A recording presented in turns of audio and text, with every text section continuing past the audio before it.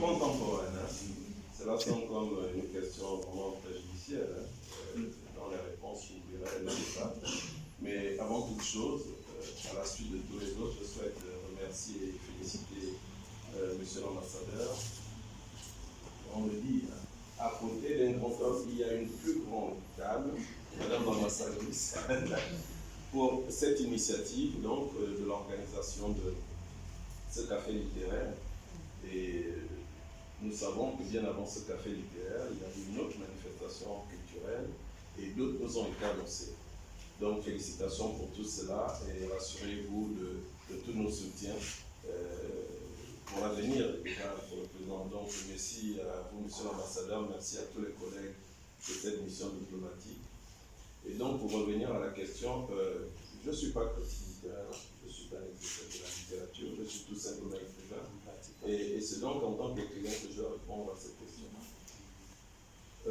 Évidemment, il est convenu que nous ne parlerons pas d'une littérature africaine, mais des littératures. Pour une raison simple, l'Afrique est multiple. Elle est multiple parce que pluriculturelle.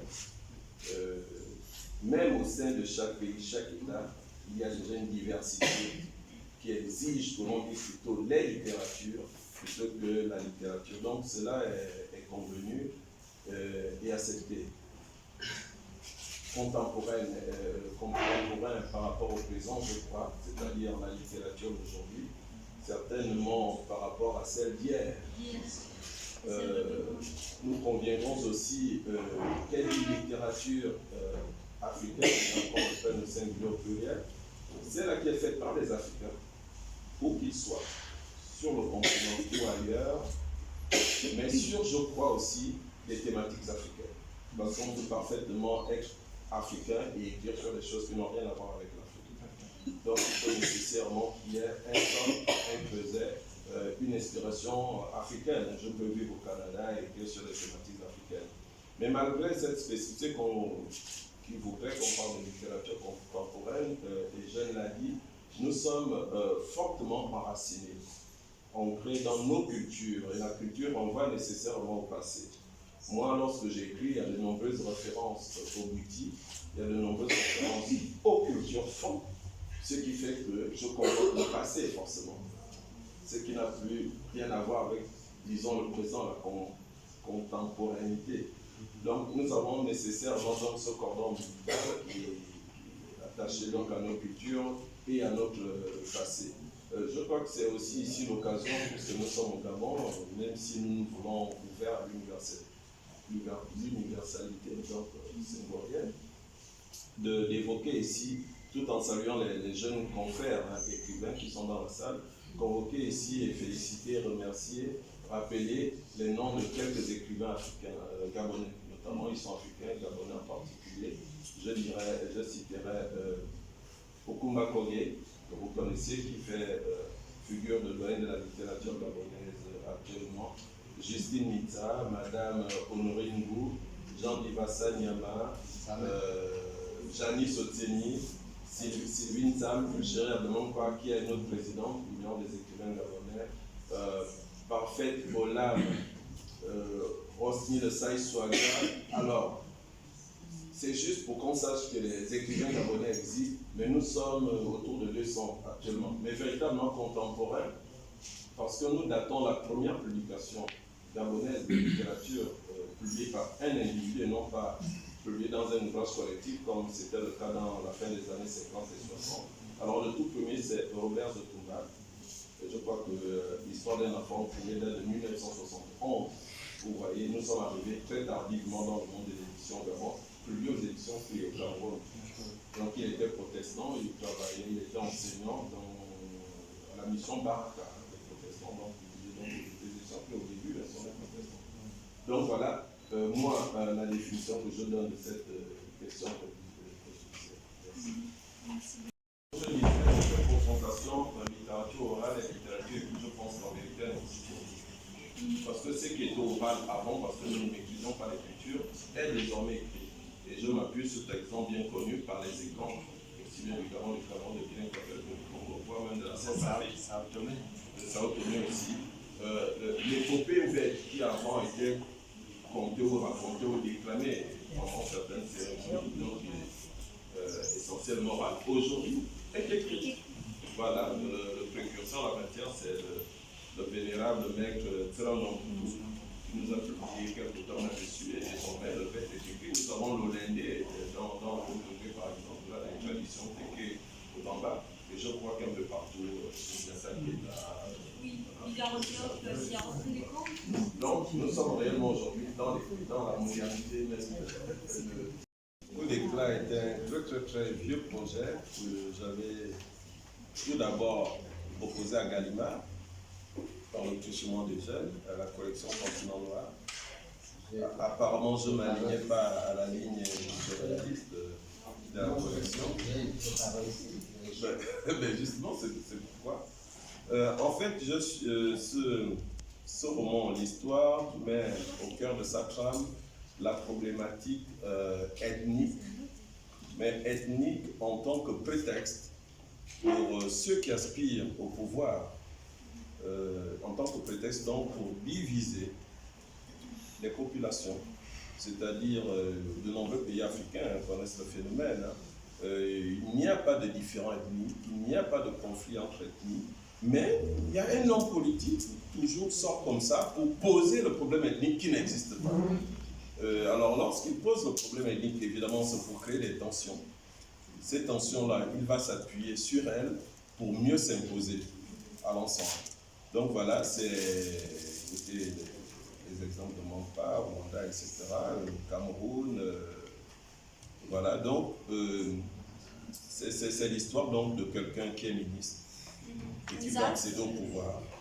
Alors, il va organiser avec des délinquants une rixe dans un bar qui n'a rien de tribal, qui n'a rien d'ethnique. Mais en manipulant les gens de la presse, cela va être présenté comme un différent ethnique, c'est-à-dire des Mbongwe. Nous sommes à Libreville, parce qu'à Libreville, il y a deux formes d'ethnie. Même si on trouve un peu tout le monde aujourd'hui, il y a les Mbongwe et les Fons. Donc, les Mbongwe qui vont assassiner un Fon et présenter cela comme une sorte de vengeance parce que le Fon avait violé une de leurs sœurs. Alors, rien à voir. Ce sont des anciens bagnards qui se sont retrouvés dehors et qui se règlent leur compte entre eux. Et ça va être posé comme ça, comme un problème ethnique. Et parce que pendant ce temps, le président de la République est malade, il est souffrant, il se trouve en Europe. Texte vraisemblable, parce que je prends toujours des choses comme ça, hein, plus ou moins du vécu, mais ça ne veut pas dire que le livre il est vrai. Mais ça donne l'impression que c'est quelque chose qui s'est passé. D'ailleurs, bon, voilà. C'est juste que le pays. Ce qui va se passer, c'est qu'on va éventrer le complot et le président qu'on pensait fini reviendra. Voilà, et les choses vont rentrer dans l'ordre, tout est juste et parfait. Mais j'aimerais juste rappeler en fait que vous avez le pays nous s'appelle Congo. Non, il s'appelle le Gabon. Le Gabon, pardon. Il s'appelle Congo justement. Et la ville, c'est une pauvre ville, c'est pas Libreville. Non, en fait, je ne sais pas si tu as lu Grand Écart. C'est un roman que j'ai publié avant en 2008. Où donc, mais enfin, le lecteur comprendra parce que je cite les noms des rues qui sont vraiment celles de Libreville, sauf que je n'appelle pas la ville Libreville, mais plutôt Congo, qui est une localité aussi gabonaise. Hein. Congo existe réellement. Donc j'ai repris cette ville, j'ai repris les mêmes personnages de ce roman de 2008 que j'ai continué ici. D'accord, donc c'est la suite. Plus ou moins. Il s'agit du même chef d'État, des mêmes ministres, des mêmes protagonistes, des mêmes personnages. Le ministre Nzaf. Oui, là j'ai introduit Nzaf et les Gabonais savent qui c'est Nzaf. Voilà. Le président s'appelle Koukoulou Bilo. Voilà. Une réponse tout à fait simple. On parle d'industrie du livre. On distingue principalement trois grands acteurs. Il y en a certainement d'autres, mais il y en a trois surtout. L'écrivain qui écrit, l'éditeur qui le publie, parce que le grand commerçant de l'affaire, c'est l'éditeur, et le libraire qui est au bout de la chaîne. Vous voyez, nous sommes tous ici bien habillés, nous avons de très beaux vêtements, mais est-ce qu'ils ont été cousus, fabriqués chez vous, dans vos pays d'origine? Je ne pense pas. Comment se fait-il que les vêtements circulent, les belles Nike circulent, les téléphones portables circulent, mais pas le livre? Donc c'est une question tout à fait commerciale. C'est une mise en réseau entre éditeurs, entre libraires, avec tout ce qu'il faut comme coût de transport pour qu'un livre aille d'un point A à un point B. C'est aussi simple que ça. Si le livre ne circule pas, c'est parce que les acteurs du livre peut-être n'ont pas assez de volonté pour le faire circuler. Moi, je suis contraint d'acheter mes propres livres chez mes éditeurs pour qu'ils soient présents sur le marché gabonais. Mais je pose la question aux éditeurs, mais pourquoi est-ce que vous ne commandez pas mes livres chez l'éditeur? Puisqu'ici, je vois les Amadou Kouroua, je vois les Senghor, je vois tous les Français qui ne sont pas du tout publiés au Gabon. Mais vous les commandez bien, non? Mais pourquoi les miens, vous ne les commandez pas? C'est ça le vrai problème. Maintenant, la question du prix du livre, ça c'est autre chose. Parce qu'effectivement, nous sommes ressortissants de pays où quand même, souvent, le coût de la vie est très élevé, mais les revenus très bas.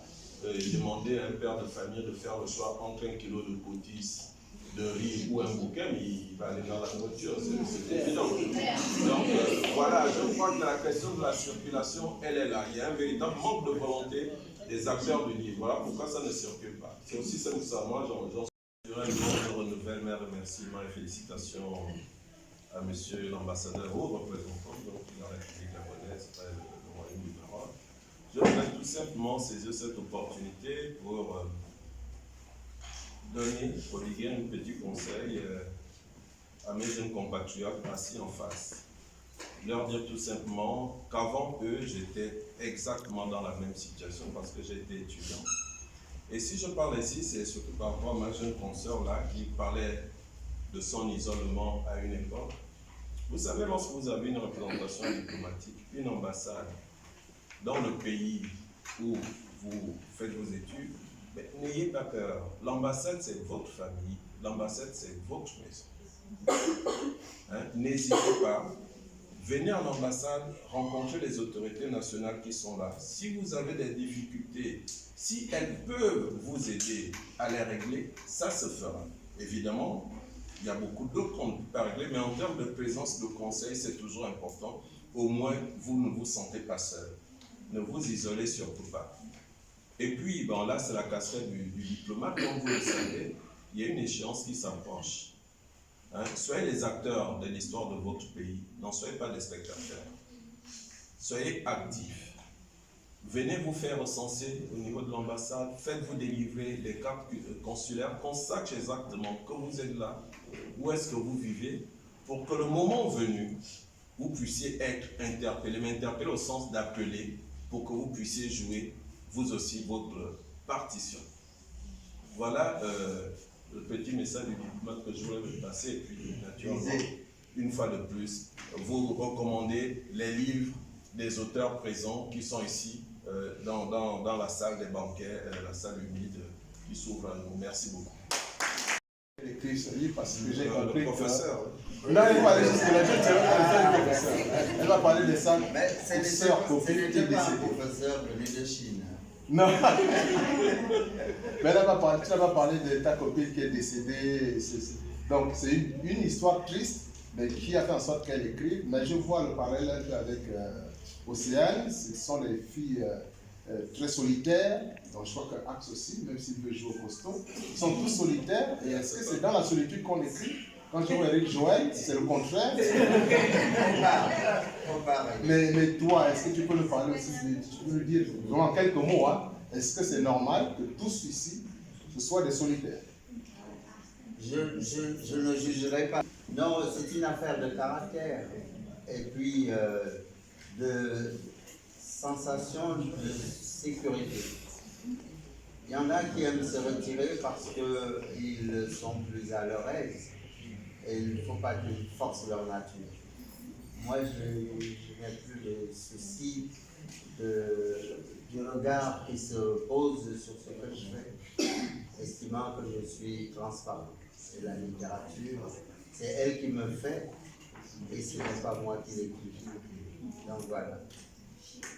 Fondamentalement, un acte solitaire en vérité, parce qu'on est seul face à soi-même, face à sa copie, et puis là, tout l'environnement imaginaire s'ouvre. Mais bon, je crois que de manière générale, parce qu'on en arrive tout ça, mais là, j'ai de la lune qui est là. En fait, quand je dis, tu m'appelles plus monsieur Blanc, parce que j'ai dirigé le groupe des experts à l'OMC. Et président de l'association des écrivains gabonais. Voilà. Mais vous voyez, Genève, hein, je communique un peu notre expérience. Genève, c'est de nombreuses organisations internationales, de nombreuses agences des Nations Unies. Je pense à Genève, où les Nations Unies ont leur plus grand déploiement. Hein, les droits de l'homme, le travail, la santé, etc. Mais il arrive qu'on ait des réunions, des conférences fatigantes d'avant. Alors moi, je me mettais à écrire. J'écrivais mes histoires, mes textes pendant la réunion. Et les voisins, souvent ses parents d'alphabétique, là, la France, qui me voient écrire, ils pensent que je prends des notes. À la fin de la réunion, parce qu'ils voient des pages passer, mais qu'est-ce que c'est? Ah, film d'Amérique, tu peux me prêter tes notes parce que moi j'ai rien su. Celui qui n'a pas su, c'est très moi. J'écris autre chose. Voilà, c'est souvent dans ces réunions que j'écris, dans les avions, les chambres d'hôtel. C'est enregistré, hein, pour ce que tu as dit. Oui, mais ça on le sait déjà, hein. Je l'ai déjà dit, mais pas trop ça.